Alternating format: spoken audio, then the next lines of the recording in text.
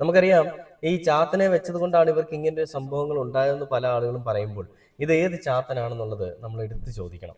ഞാൻ ഈ ത്യാഗരാജ അദ്ദേഹം പറഞ്ഞൊരു പരാതിയിൽ ഞാൻ സംഘികളെ അങ്ങോട്ട് വലിച്ചിടുന്നില്ല. കാരണം അദ്ദേഹം ഒരു സംഘി ഒരു വിഭാഗത്തിൽപ്പെട്ട ഒരാളല്ല.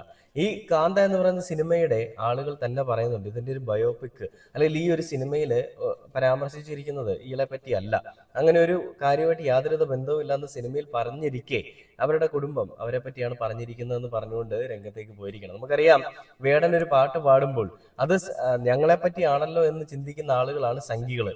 അങ്ങനെ ചിന്തിക്കുന്നതിൽ കൂടി വേടനെതിരെ വലിയ രീതിയിലുള്ള പ്രശ്നങ്ങൾ ഉണ്ടാക്കും. അങ്ങനെ വരുമ്പോൾ വേടൻ അവർക്കെതിരെയും വീണ്ടും ഒരു പാട്ട് പാടും. ഈ നോർമലി ഉള്ള നമ്മുടെ സമൂഹത്തിൽ നിലനിൽക്കുന്ന എല്ലാ കൊള്ളരുതായ്മയ്ക്കും എതിരെയാണ് വേടൻ പാടുന്നതെങ്കിലും സംഘി പുത്രന്മാരുടെയും സംഘി പുത്രികളുടെയും സംഘി മാമന്മാരുടെയും മാമച്ചികളുടെയും ഒക്കെ മനസ്സിലെ ചിന്താഗതി അത് എന്നെയാണല്ലോ പറയുന്നത്, എന്റെ പാർട്ടിയാണല്ലോ പറയുന്നത്, എന്റെ നരേന്ദ്രമോദിയാണല്ലോ പറയുന്നതെന്നാണ്. നമ്മൾ കഴിഞ്ഞ ദിവസം ചർച്ച ചെയ്തതാണ്. അപ്പൊ